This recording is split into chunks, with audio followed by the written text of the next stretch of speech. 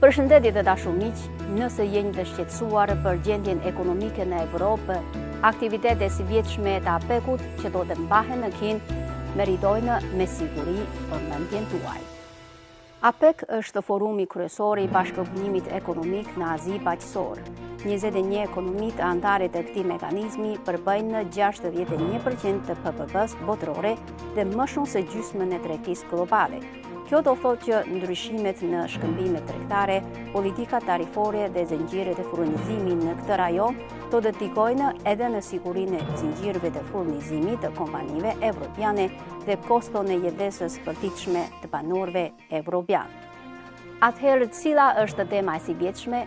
Përgjigja është ndërtimi i një bashkësie të Azi Baqësorit për udhëzimin të përbashkët. Nëse ndiqni nga afër çështjet ndërkombëtare, shprehja ndërtimi i një bashkësie të Azi Baqësorit mund ju tingëllojë si e dëgjuar. Po, ajo është në përputhje me ndërtimin e një bashkësie me të ardhmet të përbashkët të njerëzimit, një koncept i paraqitur nga Kina si objektivi i diplomacisë së saj në vitet e fundit.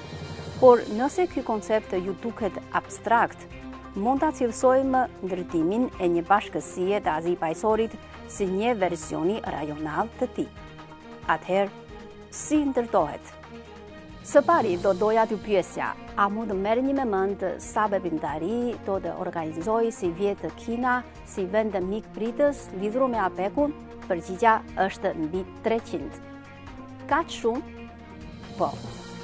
Ndoshta jeni të mësuar apo jeni të njohur me takimin e liderëve ekonomik që zgjatë vetëm 1 ose 2 ditë.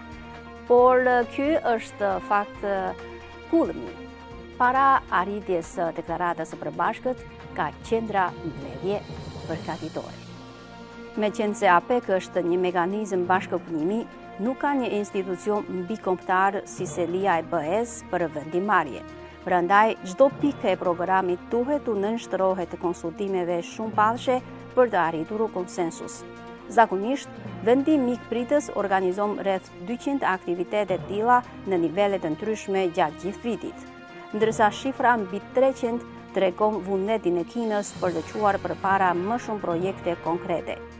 Gjithashtu, ajo pasqyron parimin e parazisë midis të gjitha shteteve, pavarësisht nga madhësia apo forca që mbështetet në konceptin e ndërtimit të një bashkësie me të ardhmet të përbashkët të njerëzimit. Së tyti, gama e temave të përfshira është jashtëzakonisht e gjerë. Nga liberalizimi e lehtësimit tregtisë dhe investimeve ndërkufitare, inteligjenca artificiale, ekonomia digjitale dhe teknologjia gjerbër, deri te siguria ushqimore, mbrojtja detare, pllakja e popullsisë, ndërmarrjet e vogla dhe të mesme dhe çështjet e grave e të rinjve, duke marrë parasysh aspektet e shumëllojshme të zhvillimit rajonal. Kjo pikpamje holistike është në përputhje me qëllimin afatgjatë të ndërtimit të një bashkësie me të ardhmet të përbashkët të njerëzimit që përqendrohet në zhvillimin e qëndrueshëm të qytetërimit njerëzor. Së treti, hapja, inovacioni dhe bashkëpunimi janë 3 fushat me përparësi në këtë drejtim.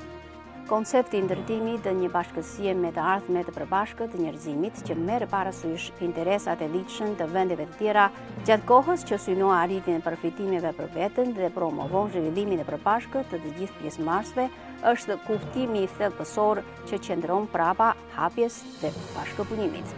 Me një fjalë, ndërtimi i një bashkësie me të ardhmet të përbashkët të njerëzimit e tejkallon politikën e forcës dhe ligjin e xhungullës në marrëdhëniet ndërkombëtare, duke mbështetur idenë që të gjitha vendet, si anëtare të barabarta të bashkësisë ndërkombëtare, të marrin pjesë në çështje globale dhe të ndajnë frytet e zhvillimit.